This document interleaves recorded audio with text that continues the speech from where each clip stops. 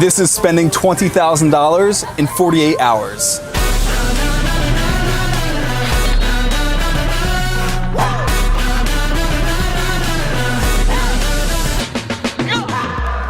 We've gotten to do some pretty crazy things on this channel, and today's video is no exception. Asiana Airlines recently invited me to test out their round-trip business class flights on a trip to a destination that I've never been before, Seoul, South Korea. So a big thanks to Asiana Airlines for partnering with me on this video. If you're new here, make sure to subscribe for more luxury content. And with that, let's go to South Korea.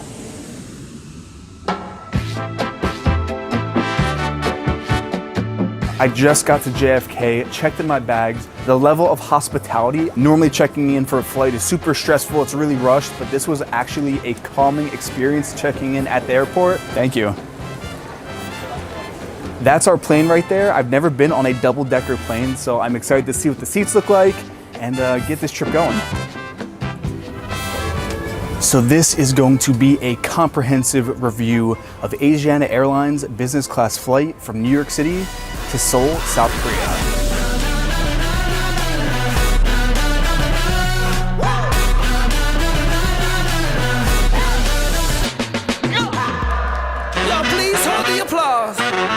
Kind of just taking it all in because I've never experienced this before. I mean, this is wild. I don't really have words for this, being the first one on the plane, just coming on here and checking it out. All right, so I'm going to document this whole experience as best as I can. It's almost like being in a hotel in the sky. So first things first, I'm gonna change out of my suit pants into something a bit more comfy. Look how big this bathroom is. I have never seen an airplane bathroom with is this the toilet? The bathroom has a ton of amenities. We have a razor in case you wanna get a shave on the flight, toothbrush, toothpaste, the works. Much better.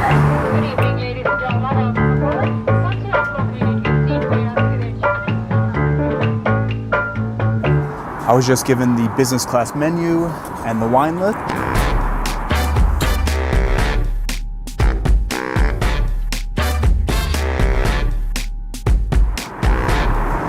All right, just about halfway through the flight, through this curtain, check this out. This is the business class lounge / social area. 13 hours is a long flight. You can come here, kick your feet up, relax, read, stretch. It honestly feels like we're in a hotel that just happens to be in the sky. Yeah, like in a movie. It's like a movie airplane. And with that, I am all stretched out. 6 more hours of fly time to go.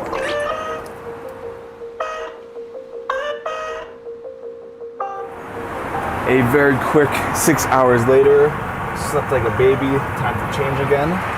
We are just about an hour away now. Time to get a little breakfast snack. Fresh cup of coffee, and there appears to be some kind of a pastry cake. I think it's like an apple strudel. Ladies and gentlemen, welcome to Seoul International Airport. 13 and a half hours later, we've arrived. Incheon Airport is the gateway of South Korea, connecting Asia and America. Since 2005, it's been rated the best airport worldwide. Arriving at Incheon is like stepping into the future. They have these airport guide robots designed to make your travel more convenient. For transit passengers, the airport also has a nap zone, free showers, a gorgeous lounge, and duty-free shopping. You can even brush up on your Korean history with a cultural experience. Or say you have a long 12-hour layover. You can take one of their many free transit tours offered by the airport to nearby temples or the market and truly get a sense of the culture even if you're just passing through. The next half of this video is a Seoul travel guide. The top things to do if you only have 48 hours to make the most of your time in one of the most unique cities in the East. Now, number 1 on my list is to stay in a traditional Korean style inn. So just made it from the airport to the hotel. If you're looking for that traditional Korean style, yet you want to have all the modern luxuries and amenities of a newer hotel, this is the spot. Here's a tour of our Korean suite that we're staying in for the night. Entering here, the front door, and of course, shoes off. This is the living room. Have a nice TV, a couch, traditional Korean furniture. I love how the ceiling is rafted. You can see the beams of the structure. And here is the traditional sitting room. Look at that painting on the wall, little welcome platter with some cookies and fruit, welcome drinks. Over this way is the mini bar with espresso maker. Then head on over here to the bedroom. Check this out. To have a massage chair, I'm not just talking like a little one. This is a full-blown, full body, foot, leg, butt, back. What does it feel like? That's scary. Here's another view of the bed, little desk here with a vanity, closet. Across the hallway, here is the bathroom, complete with a traditional soaking tub with the water spoon over here to wash yourself off. The toilets in Korea just put America to shame. This toilet has more features than most people's smartphones. This is pure Korean luxury. We're gonna kick back, relax. It's been a long day of travel. Tomorrow, we explore.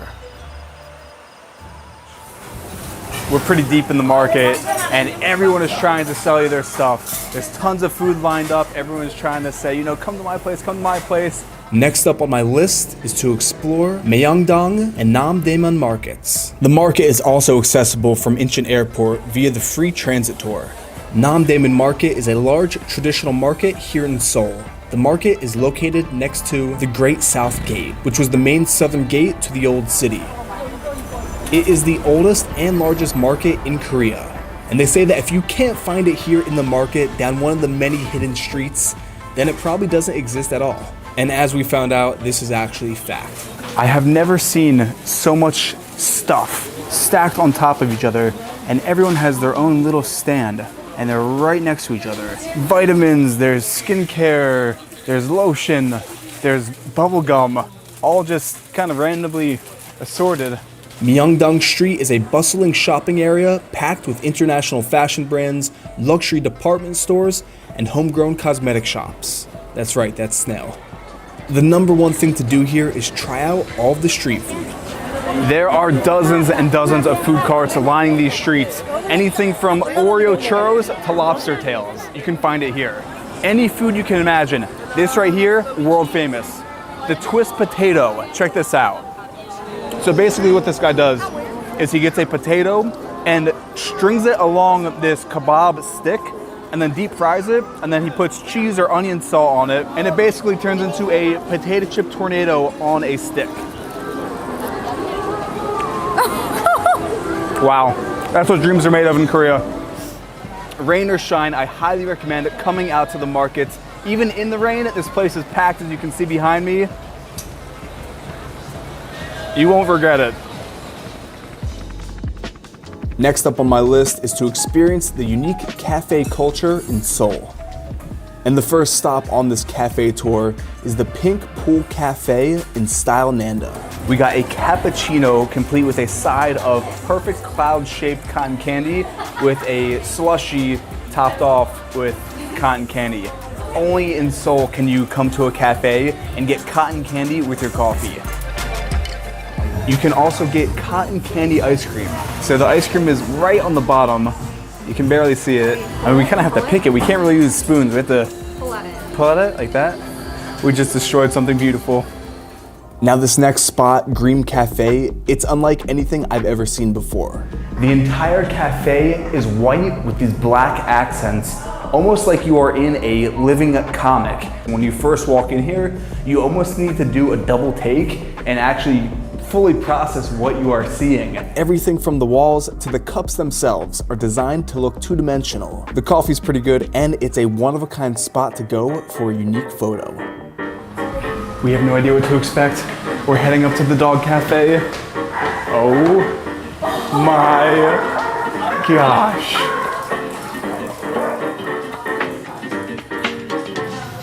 This is amazing. This is paradise. You basically walk into this cafe and there's 15 or so dogs. Everyone is playing nice together.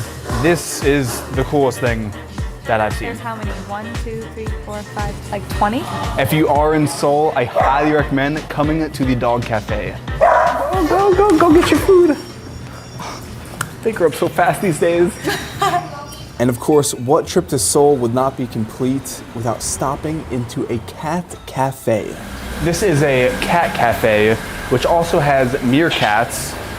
I've never seen a meerkat before, but as you can see, there are dozens of cats in this cafe. I'm not gonna lie, I'm afraid of cats. They even have a Dr. Evil Austin Powers cat. This is the downstairs of Cat Cafe. Oh, holy That is that's a fawn raccoon. There's one in the house to the right. Treats. Yes, use your The other paws. one treats. Oh, I don't like him. He looks like a menacing mother. Oh, I like you better, I think. What is that? That is a groundhog. If you are looking for a unique experience in Seoul, come to the Cat Cafe.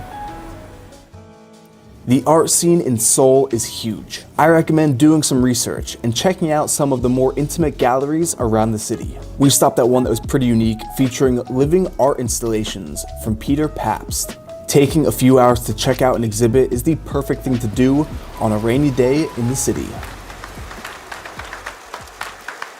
Nearing the end of our 48 hours in Seoul.